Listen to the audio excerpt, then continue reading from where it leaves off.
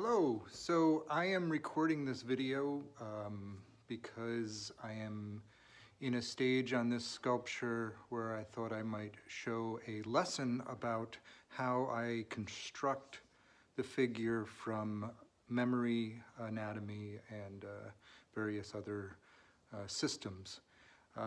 Right now, this work is in that stage where I'm doing a lot of this construction, and this is the third in the triptych Paradiso. I'll show you where I am. This is normally seen from below, so I'm dropped it down so that I could do this video and show some of the process on this figure in particular. I spent some time this morning working on this figure here, creating the pose and running it through the various systems of anatomy and proportion and structure that I normally work on. So I guess what I'd like to do is just again go through this process.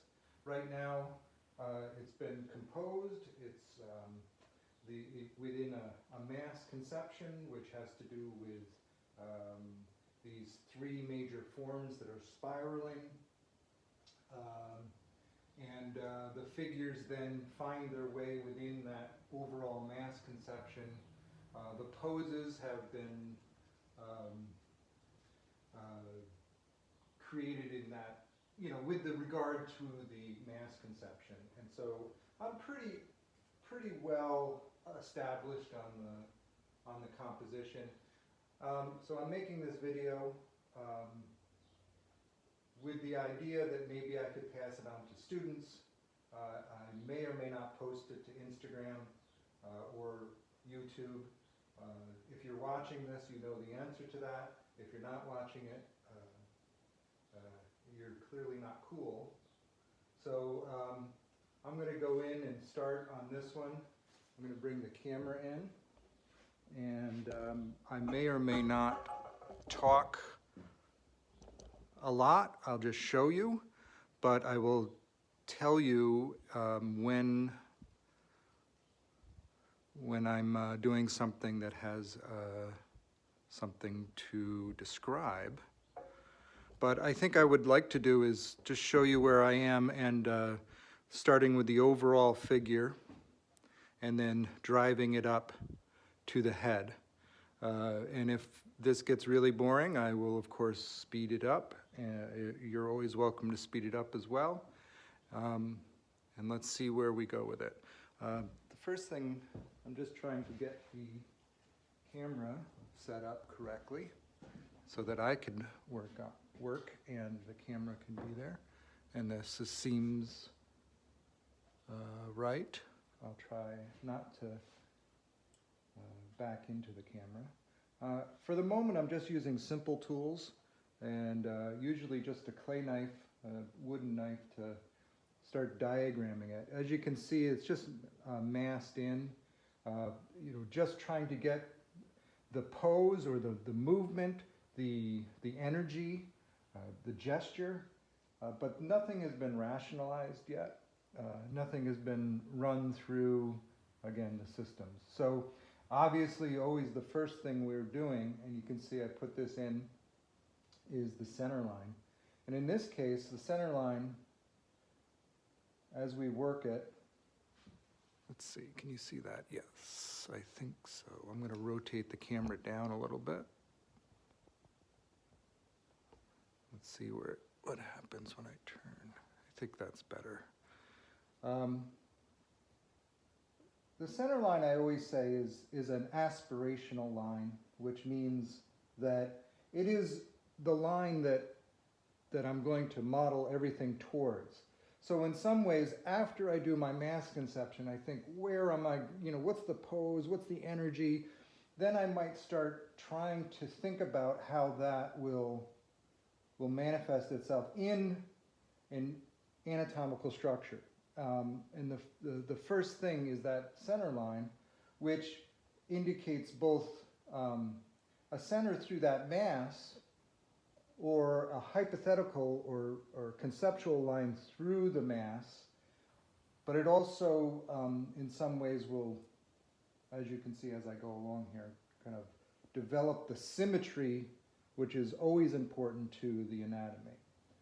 So as I come down, this is like that first line that comes down and around to the center of the pubis bone. From there, I can start to create horizontals, and these are horizontals that really need to be perpendicular to that line. So in this case, this is the pelvis, the major mass that comes down like this, and we get that first triangle. In many ways, your first structure that you have to understand is the hips. You know, the entire structure of the pelvis is really the beginning, the center mass of the body. It's the center of gravity, really. And so I always come down, figure out where the hips are, and in a lot of ways, they're also governing the pose. So in this case, this figure is kind of cradled backwards like this, and then twisted in the air like this. So that's going to have a lot of problems in terms of how the physical anatomy can actually work.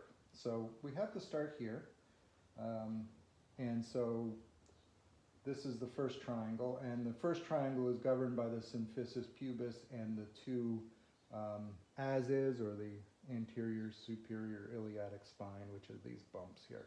And of course, there are bony landmarks.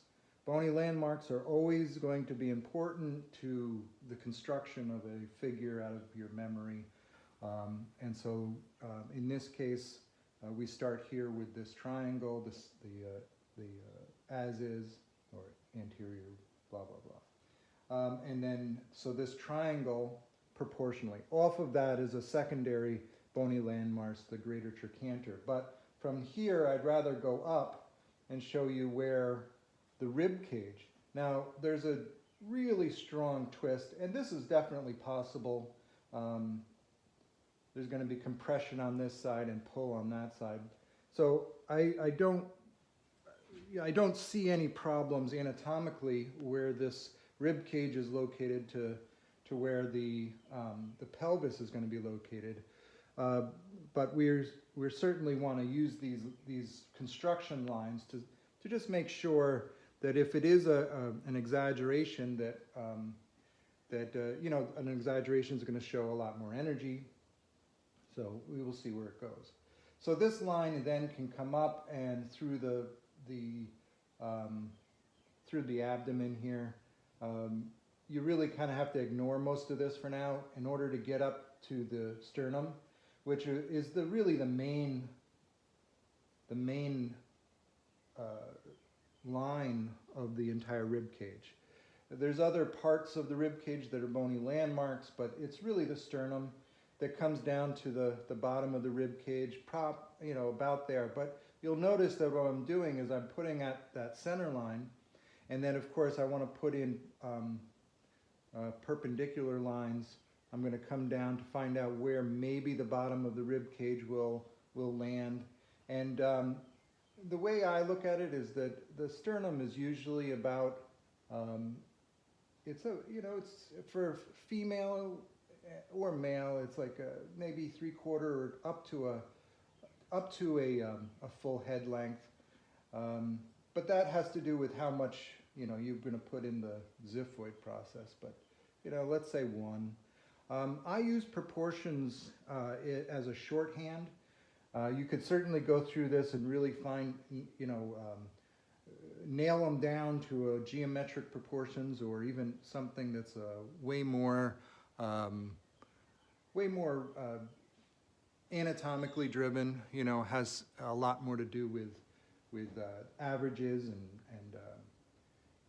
natural proportion systems. For me, it's a shorthand, and then I want to get a character of the figure. In this case, it's kind of an elongated figure that I do want to put weight on eventually, a natural kind of body fat, but I still want to grow it from within so that there is this natural bony structure. So proportions are always something that we need to pay attention to. It starts with a good sense of symmetry. It also starts with a good sense of this sense that there is an amount of naturalism, but there's always a way of simplifying that. So like what I was saying, we often talk in head lengths. I often will change that to head widths, because a head width is approximately 3/4 of a head.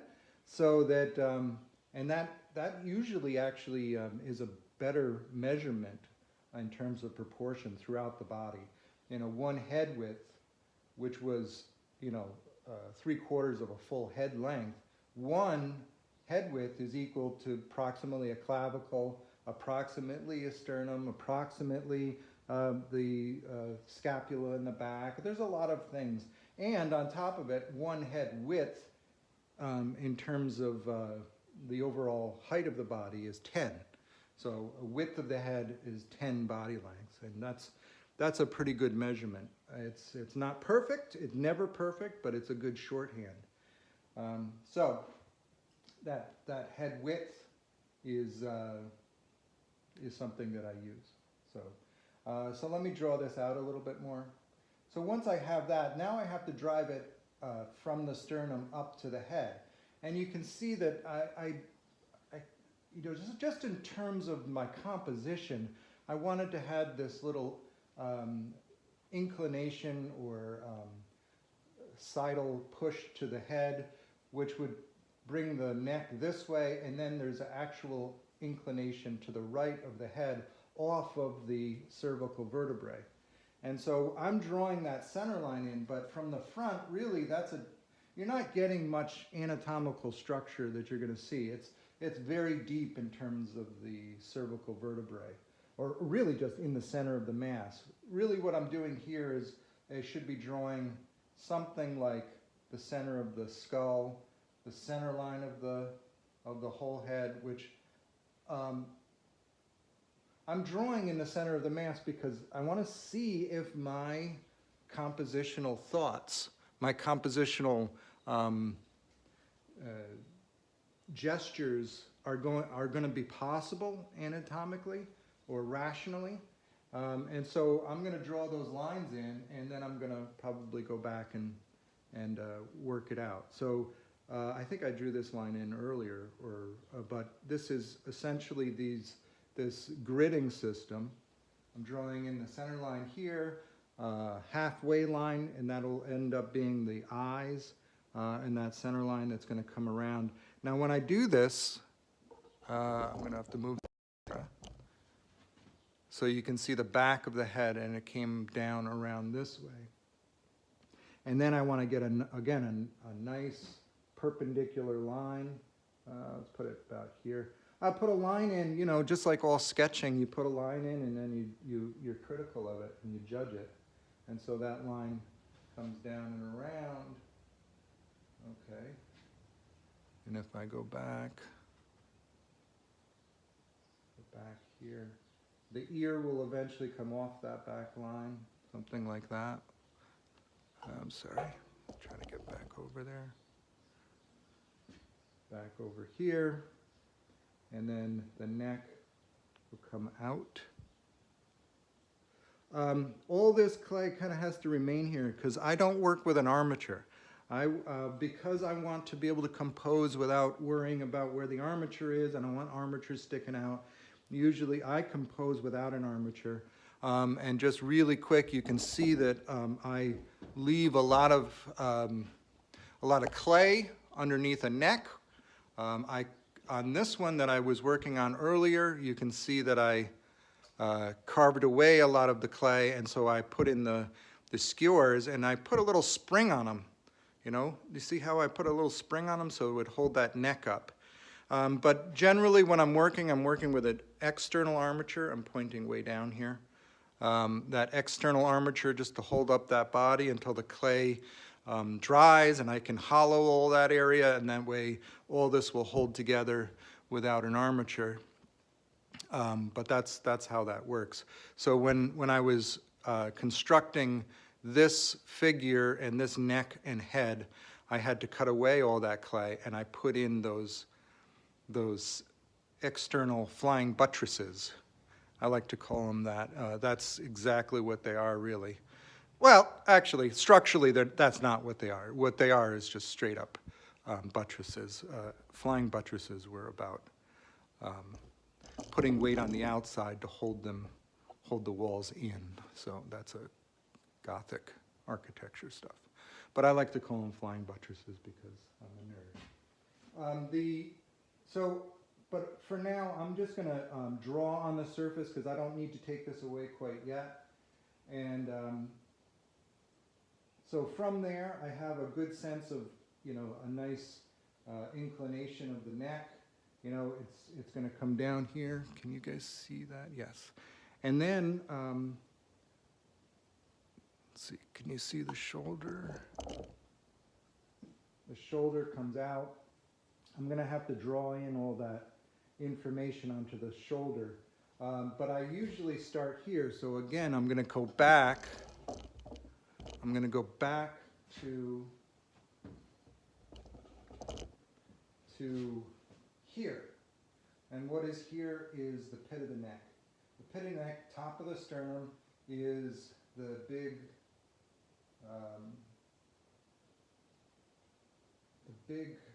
bony landmark that we start from with the entire neck, rib cage, shoulder girdle area. It is really the starting point for the rib cage. It's the connection for the clavicles, and then everything else is attached here. And if the clavicles are attached there, then of course the whole shoulder girdle and the scapula are in the back. I don't want to lose it. And then of course from there, this is the top of that, you know, the first rib, which comes around, and then you can locate what will eventually be the seventh cervical, which would be in there somewhere. So that's why I always begin with the whole structure from that, the sternum.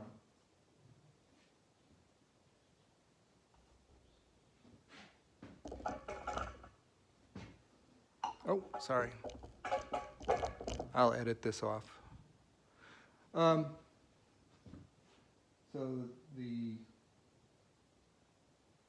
Whenever I do these things, you know, I know what that bone is, this bone right here, but I lose it while I'm talking. So if Randy MacGyver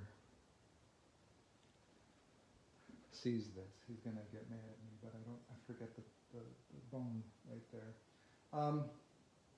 So the neck, there's a lot of, let me just draw this out now, okay? So from here, sternum, clavicle, always put the S curve into the clavicle, and then coming out to the outside of the shoulder where the acromion process is, which is a very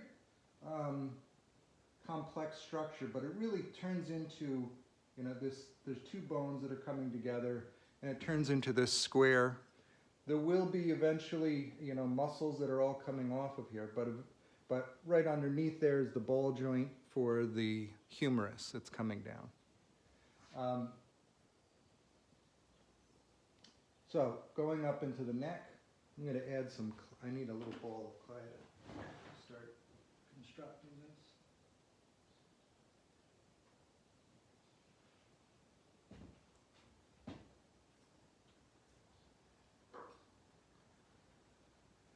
So if this is the,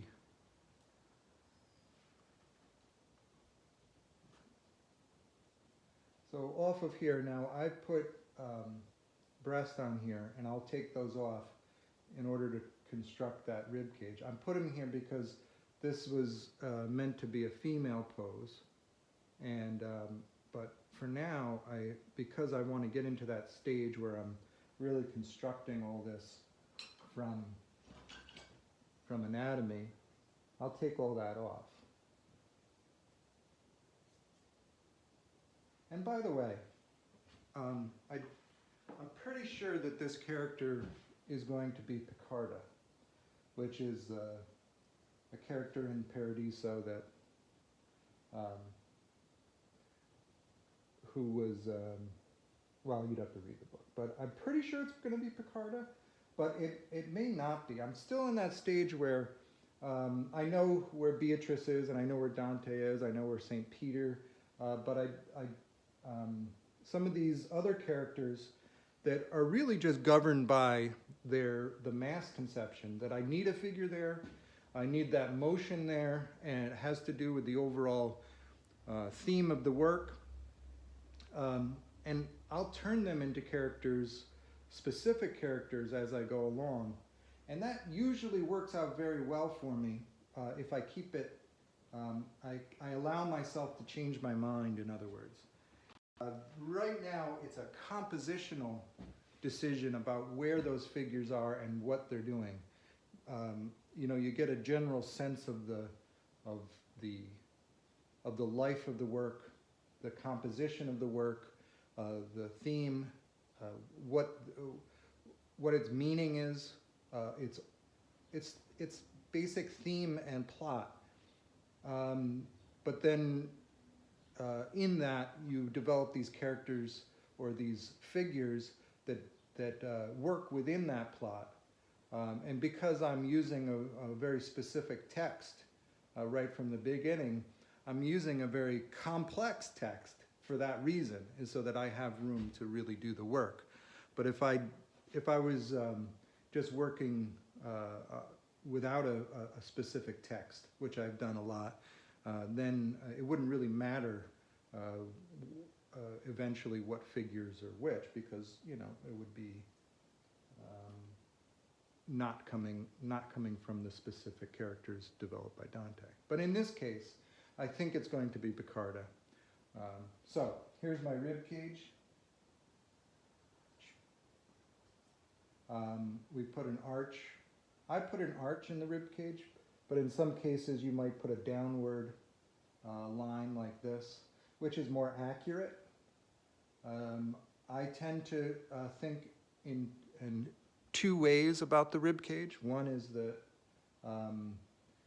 you can create an arch or a curtain, and it has to do with inhale, exhale, which has a lot to do with life, or life and death and everything else.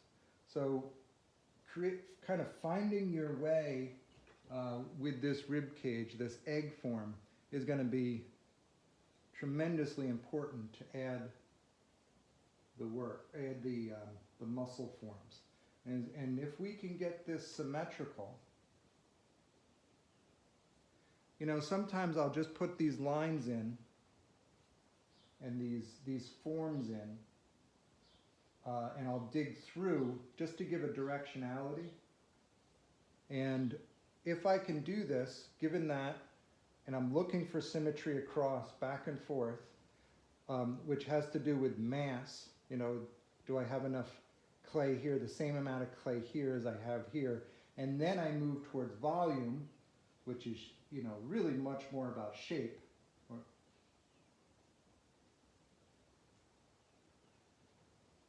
So it's very easy to see that if my sternum is here and my egg is there, that I had way too much mass on this side.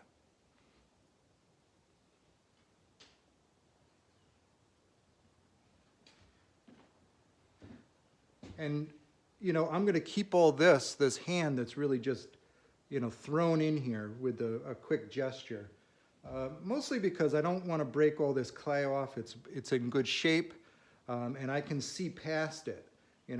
I can see past around, and what I'll normally do is, as I come around and try to develop the size of the rib cage, is as I come around here, I might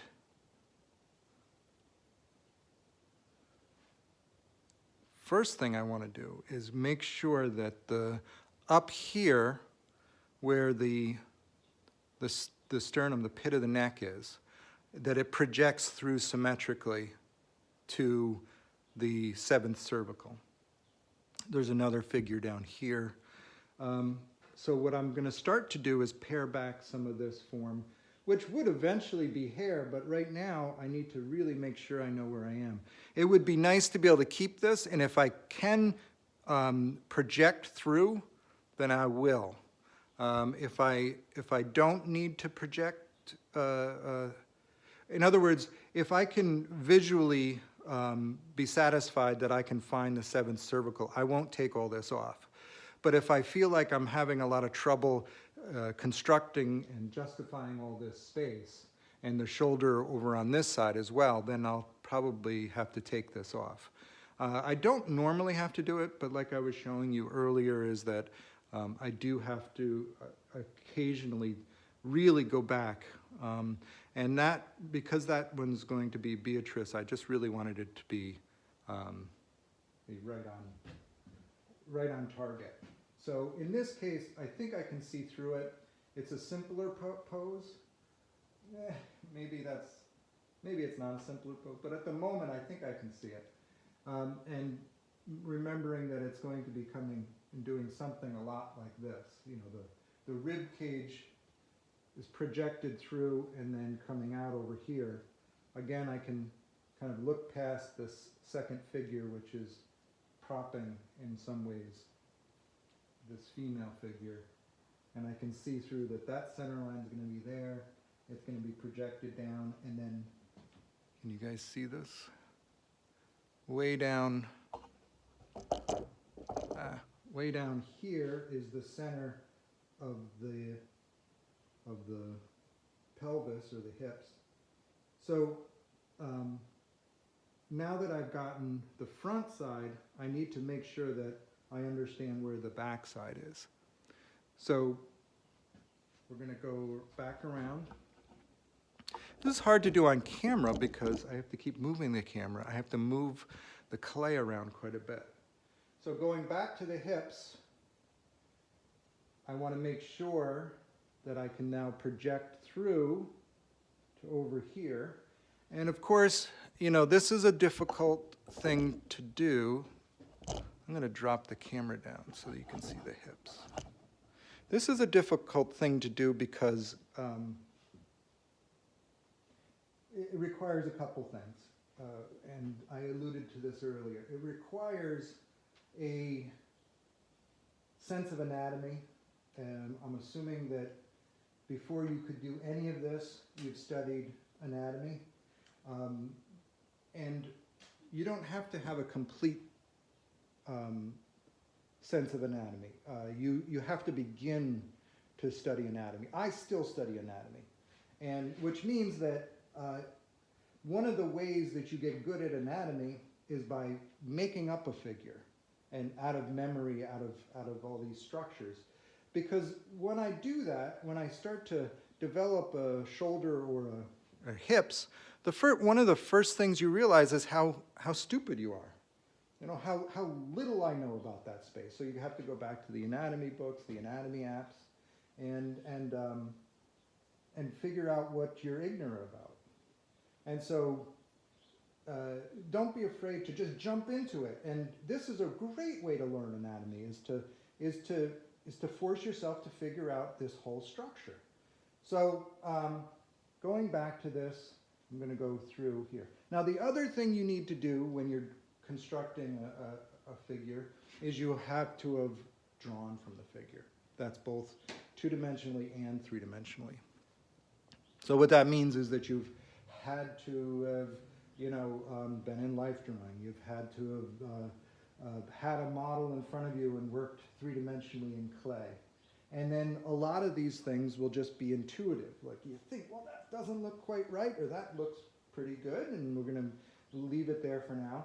And so you're going back and forth being critical of what you're actually doing. So again, let me just sum up here, because I'm not going to go too much further, is that center line in the back obviously has to project through symmetrically and in that space. And so you have to come through here. And sometimes what I'll do is I'll take my tool, I don't know, make sure you can see this. I'll take my tool and I'll jam it into the clay, and what I can do is then look at it and make sure it's projecting perpendicular through. And then I can come over and I turn it around and I can still see it back here, and I can say, is it projecting through? Is it shooting through? And I can see that it's pretty well lined up with a line that I'd put on here further. But if it wasn't, then I'd move it, back and forth, so that I have a good sense of where the back triangle, there's a small back triangle over here. I'm going to cut this off just so you can see it. I'm going to cut that arm off. So that, I'm cutting this off because, this is a video to show you what I'm doing, but this figure we're not dealing with right now, so there has to be I don't know if you can see that, so let's see, turn up the, okay, so there's going to be the sacral triangle in the back.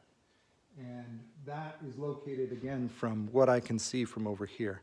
This is obviously, if you take a class with me, and in class, seeing this three-dimensionally is going to be a lot better. I'm turning it back and forth right now so that you can kind of gauge where you are. So this becomes the hips. And then, of course, this comes up and then has to turn.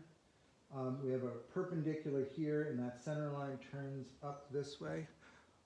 I don't know if I'm putting my head, is my head in the way? I'll try to keep my head out of the way. And then comes up. So when it comes in, it can't come in at an angle. It has to come in curving into a line that's perpendicular or to the cross lines. So you know that there's movement in the lumbar region of the spinal column. Well, it's going to be hard for you to see past this. I could take all this away, but you understand that same concept from the front. It's just a matter of projecting through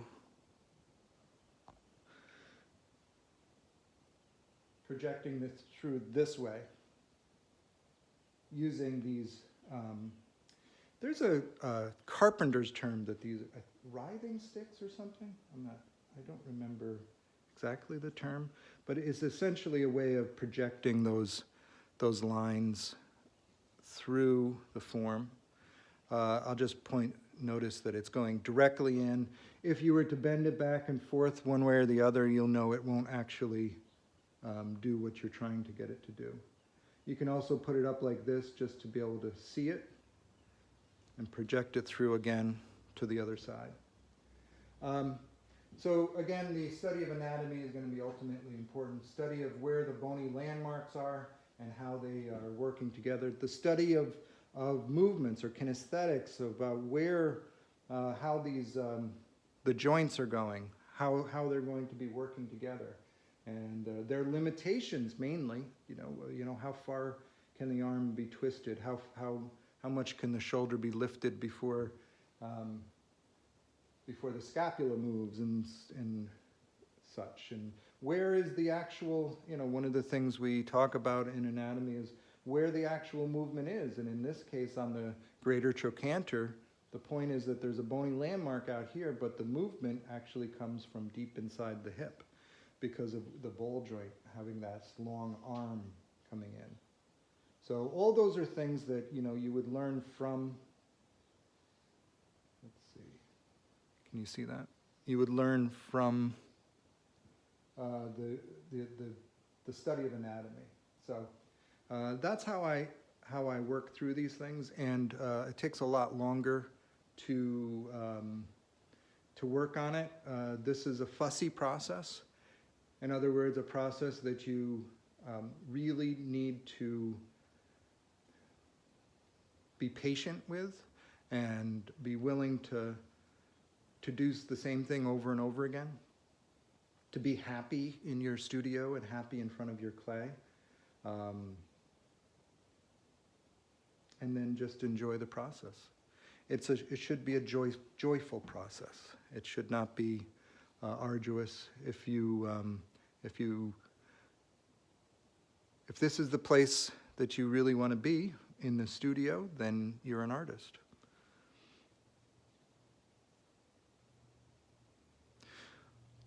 I thank you very much for your time. I thank you for paying attention and for